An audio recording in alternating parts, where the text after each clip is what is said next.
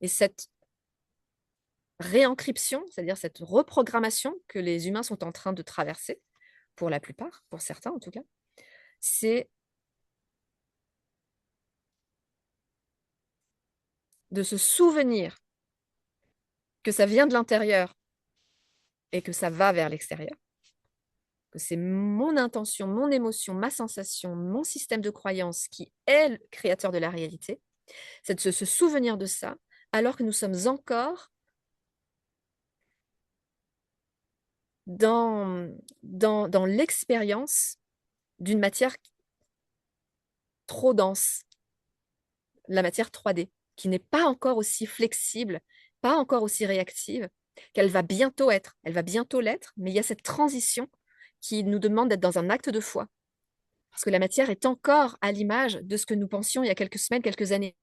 Donc elle est encore solide, elle est encore dans la densité, elle est encore le reflet de nos croyances d'avant.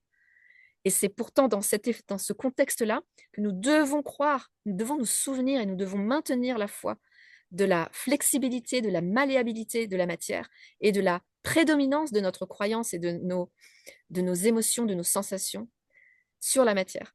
Alors que l'expérience autour de ne nous le donne pas à croire. Vous voyez? C'est cette transition-là dans laquelle on est. C'est cette transition-là qui est l'acte de foi majeur dans lequel l'humanité se trouve.